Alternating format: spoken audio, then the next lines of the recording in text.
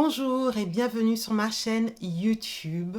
Ces dernières années, les écrans solaires teintés sont devenus de plus en plus à la mode.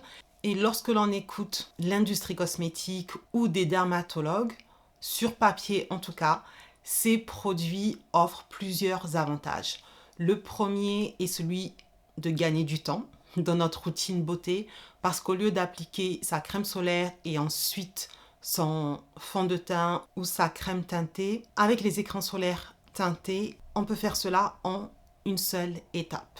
L'avantage numéro 2, bien sûr, est celui d'avoir un teint plus uniforme, plus unifié, étant donné que les crèmes solaires teintées sont aussi censées agir comme un fond de teint ou une crème teintée selon l'intensité de sa couvrance. L'avantage numéro 3 est le fait que les crèmes solaires teintées contiennent un ingrédient qui s'appelle Iron Oxide. Le terme en général est écrit en anglais dans les listes d'ingrédients et en français ce serait de l'oxyde de fer. C'est un ingrédient que l'on retrouve aussi dans tous les fonds de teint. C'est un ingrédient qui permet d'obtenir une couleur dans votre fond de teint. Mais en plus de cela, il est depuis quelques années aussi reconnu comme un ingrédient qui apporte une protection solaire supplémentaire. On parle souvent des UVA, des UVB, et là il s'agit d'une protection contre les rayons visibles du soleil qui sont des rayons différents. Et cela permettrait de minimiser des cas d'hyperpigmentation, en particulier si vous avez de l'hyperpigmentation suite à de l'acné ou si vous avez de l'hyperpigmentation due à une maladie de peau qui s'appelle le mélasma. J'ai déjà donné mon avis sur une crème solaire teintée sur cette chaîne il y a quelques années. C'était la marque américaine Undefined Beauty. Et aujourd'hui, je vais tester deux autres crèmes solaires teintées. Cette fois-ci d'une marque anglaise, la marque Dr. Sam's Bunting.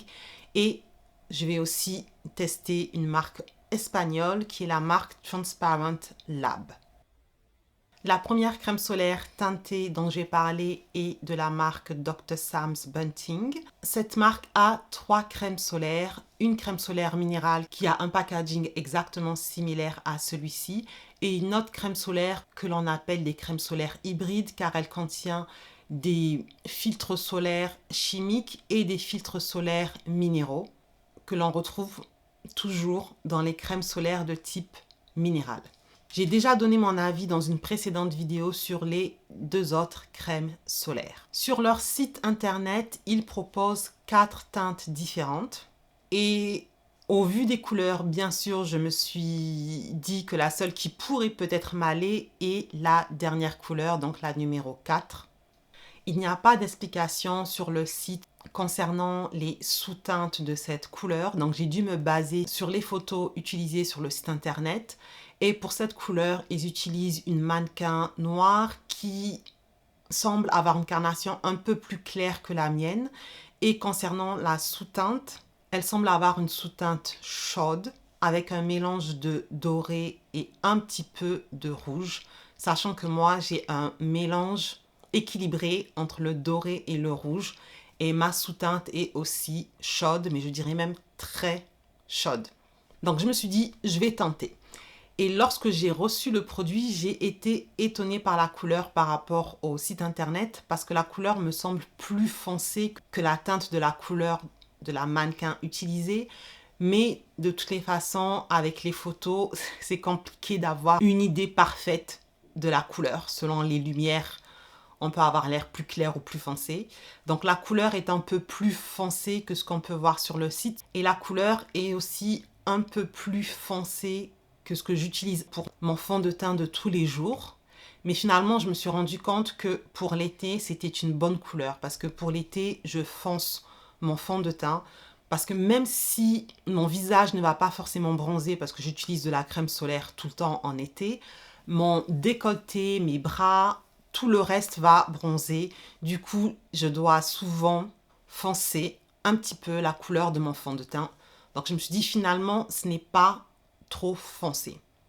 Par contre, concernant la sous-teinte, même si lorsque je regarde le produit, je vois bien qu'il y a effectivement un mélange de doré et de rouge, je trouve que la couleur n'est pas assez chaude pour ma carnation. Pour mes fonds de teint, j'utilise vraiment des couleurs qui semblent même trop chaudes, mais une fois appliquées sur mon visage, ça s'équilibre. Donc, en regardant la couleur, je me suis déjà dit que je ne suis pas sûre que ça va aller, mais au final, ça dépend de la couvrance, si la couvrance n'est pas trop forte. Concernant la texture de ce produit, c'est une texture qui est comme une crème qui rappelle la texture d'un fond de teint épais. Et lorsque l'on touche, la texture est assez lisse. Pour l'application sur mon visage, je vais utiliser 6 pompes de produit, 2 pompes à la fois. C'est ce qui est recommandé par la marque pour obtenir la protection SPF 50. C'est beaucoup et en même temps, c'est ce qui est nécessaire pour toutes les crèmes solaires. Si vous voulez avoir la protection indiquée sur le produit, il faut utiliser une bonne quantité. L'avantage avec cette marque, c'est que comme le produit vient sous forme de pompe, la marque nous dit exactement le nombre de pompes dont on a besoin pour avoir la protection solaire indiquée sur le produit qui est ici de SPF 50. Donc la crème est facile à appliquer sur le visage, elle s'étale facilement, même si on ressent un tout petit peu de résistance lorsque l'on applique le produit. Et cela vient du fait que c'est une crème qui va s'attacher, entre guillemets, à votre peau. Elle a un petit côté collant lorsque vous l'appliquez. Donc, il y a un petit peu de résistance, mais c'est vraiment un détail. En dehors de ça, c'est très facile à appliquer. Et lorsque vous l'appliquez, vous devez le voir sur l'écran, le rendu est très dewy, très glowy, très brillant lors de l'application, mais ça va changer avec les minutes, comme vous le verrez. Et comme vous le voyez aussi, cette application laisse des traces partout. Vous pouvez le voir sur mes doigts. Et si vous aimez des packagings qui sont toujours totalement propres, avec les crèmes solaires teintées, ça va être impossible. Ou en tout cas, après chaque application, il faut laver son packaging pour qu'il reste propre. Parce que bien sûr, ça va aussi tacher votre packaging. Lorsque j'ai fini d'appliquer les 6 pompes, j'attends peut-être 5 minutes avant de passer mes mains une dernière fois sur mon visage. Et ensuite, il faut peut-être encore 5 minutes, 5 à 7 minutes pour avoir le résultat final. Donc, après avoir fini votre application, il faut au moins 10 minutes pour moi pour que le produit ne bouge plus. Et pour avoir le résultat final, qui est, comme vous pouvez le voir, un finish qui donne un glow naturel sur ma peau. C'est un fini qui, pour mon type de peau, pour ma peau qui est une peau grasse, est un résultat avec un éclat naturel.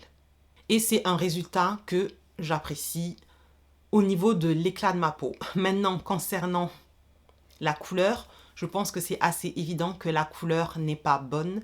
Et c'est ce que je craignais en regardant la couleur du produit la première fois que je l'ai vu. C'est un marron trop froid pour ma peau. Et c'est surtout ce que l'on voit à l'écran. C'est vraiment la sous-teinte qui ne matche pas avec ma carnation. Et lorsque j'ai filmé avec la lumière du jour, qui pour moi donne un résultat qui semble meilleur que la réalité. Donc au final, je me suis filmée une seconde fois avec la lumière de ma salle de bain pour que vous puissiez mieux voir que ça ne va pas. Maintenant, vérifions ce que nous promet la marque par rapport à ce produit. Et la marque nous dit que cette crème teintée a un effet perfecteur de peau. Et je dois dire que là-dessus, je suis d'accord au niveau de la texture de la peau. Je trouve que le résultat est un peu comme si vous avez appliqué une base embellissante sur votre peau, ce qui fait qu'il y a moins de texture visible. Pour moi, c'est un effet positif. La deuxième promesse de la marque est de vous donner un résultat avec une peau bien hydratée et de l'éclat. Ma peau, qui est une peau grasse, n'a pas vraiment de problème d'hydratation et avec ce produit, ma peau est effectivement bien hydratée et le résultat est un résultat qui effectivement a de l'éclat. Pour moi, c'est un éclat naturel pour mon type de peau qui serait encore plus agréable si la teinte allait avec ma carnation. La deuxième crème teintée est de la marque Transparent Lab. Concernant la marque Dr. Sam's Venting, on avait 50 ml. Ici, on a le double, 100 ml, pour un prix qui est moindre. Et ce produit est un produit qui est très récent car il est sorti cette année. J'ai eu envie de l'acheter parce que la marque sur son site parle d'une teinte qui est présente mais qui est assez légère, suffisante juste pour embellir la peau. Et du coup, je me suis dit, avec une teinte plus légère que celle de la marque Dr. Sam's, il n'est pas forcément nécessaire d'avoir la teinte parfaite avec les sous-teintes parfaites comme il est nécessaire de le faire avec un fond de teint. Donc je me suis dit qu'il y avait moins de chances de me planter. Concernant la marque Dr. Sam's, on avait 4 teintes plus la version non teintée. Ici, on a 3 teintes plus la version non teintée que je n'ai pas testée. Et encore une fois, j'ai pris la couleur la plus foncée en me basant sur les photos du site car il n'y a pas non plus ici d'informations sur les sous-teintes du produit. En regardant les mannequins utilisés pour cette couleur, je me suis dit cette fois-ci que les mannequins avaient l'air d'être plus foncés que ma carnation avec une teinte chaude mais qui allait plus vers le doré que vers le rouge. Mais étant donné que je m'étais déjà trompée avec la marque Dr. Sam's, car les couleurs ne donnent pas forcément les bonnes carnations, je me suis dit, de toutes les façons, je vais essayer. Il n'y a que cette couleur qui pourrait être proche de ma carnation de toutes les façons. Quand j'ai reçu le produit et que j'ai vu la couleur, j'ai su tout de suite que ça allait être encore moins adapté à ma carnation que la crème solaire teintée de la marque Dr. Sam's, car la sous-teinte est vraiment très froide cette fois-ci. Ce n'est pas juste froid avec un petit peu de doré. Non, c'est vraiment très froid. Je ne vois pas de sous-teinte dorée, je ne vois pas de sous-teinte rouge, absolument pas. C'est très froid et ça semble aussi un peu trop clair par rapport à ma carnation. Bref, j'ai quand même testé le produit.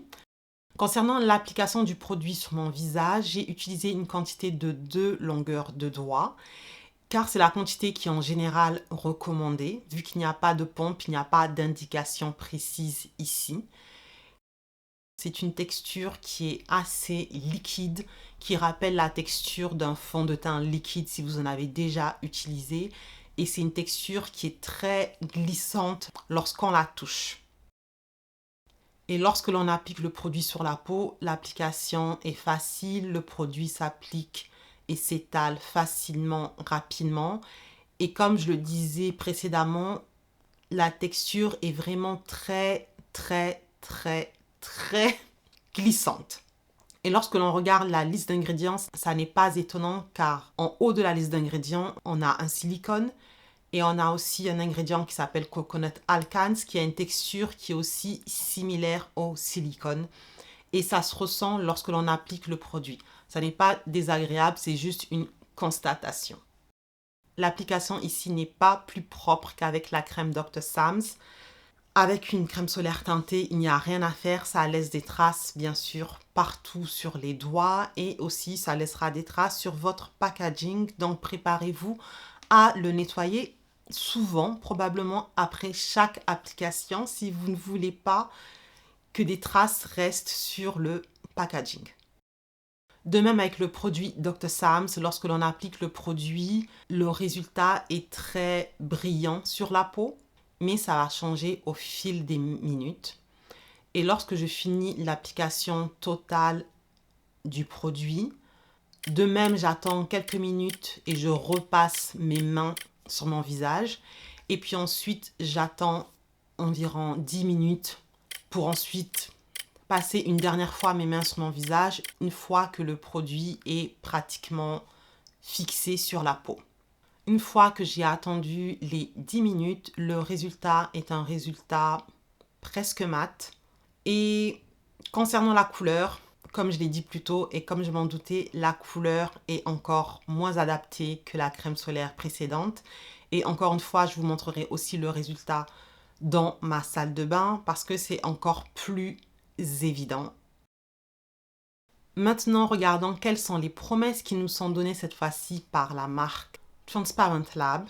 Et la marque nous dit que ces crèmes teintées sont légèrement teintées et du coup, elles offrent un fini seconde peau.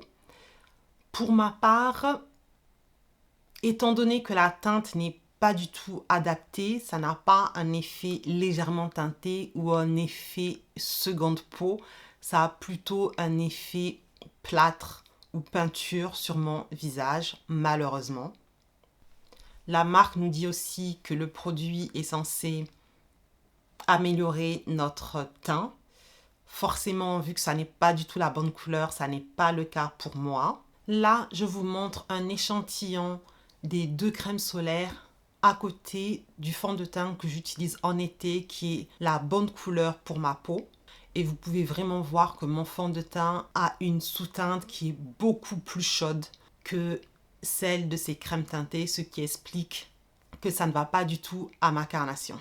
En conclusion, est-ce que je rachèterai l'une de ces crèmes solaires teintées? Ma réponse est non pour les 2 produits. Déjà parce que ces produits n'ont pas la bonne couleur pour ma carnation, je pense que c'est assez évident. Et lorsqu'il s'agit de mon teint, si je dois utiliser quelque chose sur ma peau, je veux que le matching soit proche de la perfection. Ici, ça n'est pas le cas. La deuxième raison qui fait que je ne rachèterai pas ces produits est le fait que l'intérêt d'utiliser une crème solaire teintée est de gagner du temps dans votre routine beauté. Mais avec ces produits, étant donné qu'ils mettent tellement de temps avant de se fixer sur la peau, je ne gagne pas de temps au final parce que j'applique ma crème solaire et mon fond de teint en moins de 10 minutes et le résultat final est là.